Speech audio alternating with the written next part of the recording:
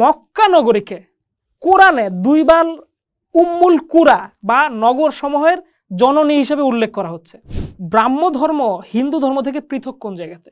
তার যে প্রতিমা, সে প্রতিমার উপরে তার ইমান নাই। কিন্তু দেশের সাথে মানুষের মাকে তুলনা করার ব্যাপারটা আসলে নতুন না।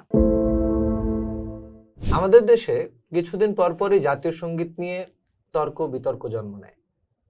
এক পক্ষ চায় জাতীয় সঙ্গীত পাল্টে ফেলা হোক, আরেক পক্ষ চায় বিদ্যমান জাতীয় সঙ্গীতই বহাল থাকুক।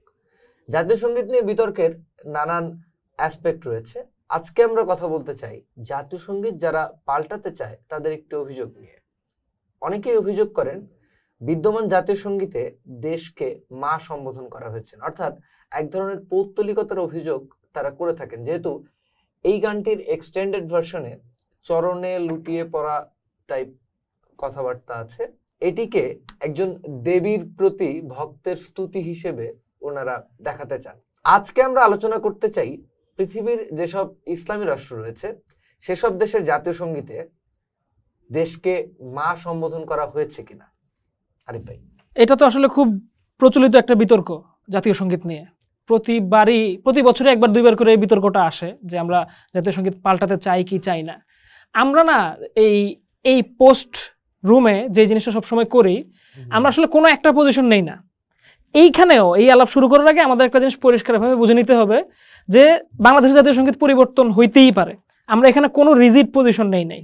কিন্তু যদি পরিবর্তন হয়, কেন হবে সেই প্রশ্নটা হয়তো আমরা খুঁজতে চাই। খুব ভালো যুক্তি দরকার আছে এটা পরিবর্তন হওয়ার জন্য।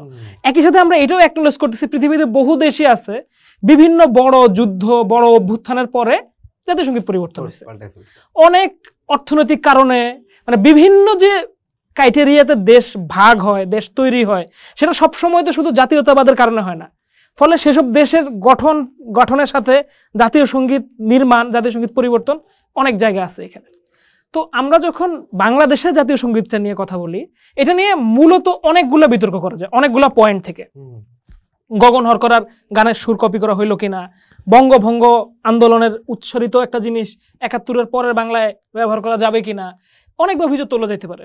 তো আমরা এত অভিযোগের সবগুলোর উত্তরে আজকে যাব না, বা আমরা সবগুলোতে পজিশনও নিব না। একটা পজিশন আমরা নেওয়ার চেষ্টা করব, সেটা হইতেছে যে এই যেটা তুমি বললা পৌত্তলিকতার দোষ, যেটা যেহেতু বাংলাদেশের জাতীয় সঙ্গীতে মা সম্বোধন করা হচ্ছে বারবার, যেটা তুমি বললা যে কি ওই দেবীর চরণে লুটিয়ে পড়ার কথা বলা হইতেছে। তো এটা একটা মনে হচ্ছে একটা দেবী এন্টিটির সামনে একজন ভক্তের নিবেদন। তো তাইলে সংখ্যাগরিষ্ঠ মুসলমানের দেশে আমি কেন এইটাকে পছন্দ করব? আচ্ছা, এই ক্ষেত্রে একটা খুব ভালো গবেষণা করছেন ডক্টর আকবর আলী খান। ওনার একটা বই আছে ভাবনা দুর্ভাবনা রবীন্দ্রনাথকে নিয়ে। তো সেইখানে উনি খুব চমৎকারভাবে 13টা মুসলিম সংখ্যাগরিষ্ঠ দেশের জাতীয় সঙ্গীতগুলোকে নিয়ে আসছেন, পরপর সাজাইছেন। সেখানে দেশকে কিভাবে সম্বোধন করা হচ্ছে, কারণ দেশের সাথে মানুষের মাকে তুলনা করার ব্যাপারটা আসলে নতুন না। তো সেই আর্টিকেলটা থেকে যদি আমরা দেখি যে মুসলিম সংখ্যাগরিষ্ঠ দেশগুলোর মধ্যে ইজিপ্টে, মানে মিশরে, ইজিপ্টে জাতীয় সঙ্গীতে বলা হচ্ছে যে কি, O mother of all countries, you are my hope and my ambition, একদম মা উল্লেখ করা হইতেছে। আমরা ইন্দোনেশিয়া জাতীয় সঙ্গীতে দেখতে পাই যে Indonesia my homeland, my motherland, এইভাবে মা সম্বোধন করা হচ্ছে। আচ্ছা, গানের ক্ষেত্রে তুমি তো এটা আরো ভালো বলতে পারবা যে গানের ক্ষেত্রে কিন্তু রূপক, কবিতার ক্ষেত্রে রূপকের অর্থটা বোঝা খুব গুরুত্বপূর্ণ। কিন্তু যে আমি আরোপ করি যদি যে একদম সিস্টেমেটিক ভাবে ওখানে যেটা বলা হয়েছে সেটাই এখানে উপস্থিত আছে, এটা কিন্তু খুব সমস্যাদায়ক। এটা আমরা ইসলামিক রাষ্ট্রগুলোর মধ্যেও কিন্তু দেখতে পাই। আমরা দেখি, ধরো সৌদি আরবের জাতীয় সঙ্গীতে বলা হইতেছে যে my country lives as the pride of Muslims, যে আমার দেশ মুসলমানদের গৌরব হিসেবে বেঁচে থাকুক। আচ্ছা, দেশ কি বেঁচে থাকতে পারে? তো আমি যদি এইভাবে চেরি পিক করি তাইলে এই প্রশ্ন তো করা যায়। আবার ধরো আমি যদি পাকিস্তানের জাতীয় সঙ্গীত দেখি, পাকিস্তানের জাতীয় সঙ্গীতে বলা হইতেছে পাকিস্তান হচ্ছে একটা বিশ্বাসের দুর্গ। এখন পাকিস্তান কি দুর্গে ঘেরা একটা দেশ? তো এইভাবে যদি লিটারালি মিনিং করতে যাই তাহলে শিল্পের সাথে একটু সমস্যাদায়ক হয়ে যায় ব্যাপারটা। আবার তুরস্কের জাতীয় সঙ্গীতে নিজের দেশকে জান্নাত বলা হইতেছে, স্বর্গ বলা হইতেছে। এখন আমি তুমি সবাই বুঝি যে এই জান্নাত আসলে তো একটা কল্পনা, কিন্তু আমি যদি স্পেসিফিক করি এটাকে, তাহলে তো মনে হবে যে জান্নাতের সাথে একটা মাটির রাষ্ট্রকে হ্যাঁ, কিভাবে হ্যাঁ, তুলনা হ্যাঁ, করা হ্যাঁ, যায়। হ্যাঁ, সেটাই। সো এবং সবচেয়ে ইন্টারেস্টিং যে ব্যাপারটা আকবর আলী খান তুলে ধরছেন যে আমাদের মক্কা নগরীকে কোরআনে দুইবার উম্মুল কুরা বা নগর সমূহের জননী হিসেবে উল্লেখ করা হচ্ছে, মাদার। একটা হচ্ছে সূরা আনামের 92 নম্বর আয়াত এবং সূরা আশ-শুরা 7 নম্বর আয়াত। হুম। সেখানে বলা হইতেছে যে মক্কা হইতেছে সব নগরের মাতা।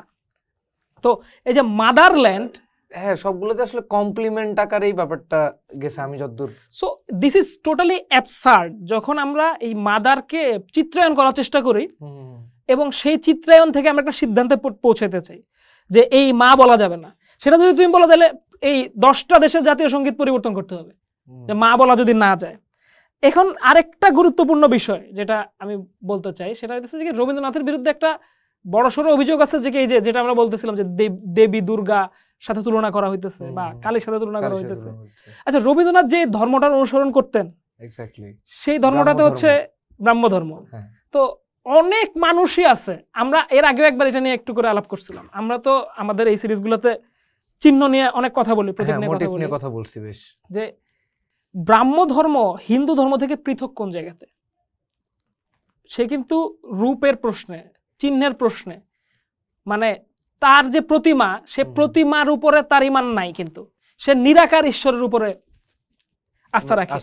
এবং নিরাকারের উপরে আস্থা রাখে দেখেই রবীন্দ্রনাথের লিটারেচারের উপরে আগ্রহ, মানে যে নিরাকার সেই লিটারেচারের দিকে যায়।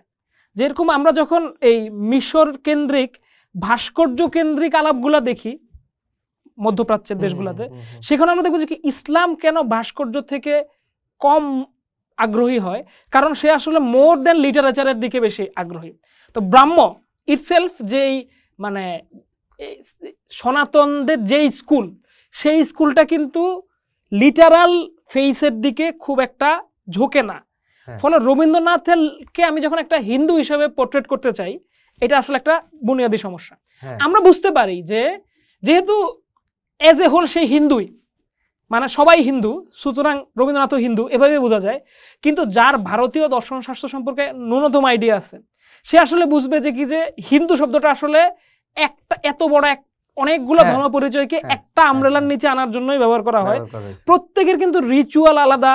দেখবো যে কি যে অনেক দেবতারা একজন আরেকজনের মুখোমুখি পজিশনে আছে, কিন্তু দুইজন কিন্তু একই ধর্মের ছাতার আন্ডারে আছে।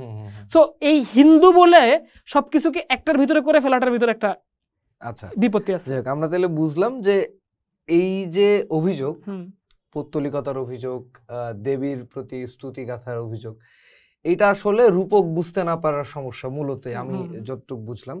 তো আমরা নিশ্চয়ই আরো নানান অভিযোগ খণ্ডন করার চেষ্টা করব অথবা বোঝার চেষ্টা করব নিরপেক্ষ চোখ দিয়ে। আজ এ পর্যন্তই বোঝা গেল। পোস্ট দেখুন, ভাবুন, করুন, থাকুন পোস্টের সাথে।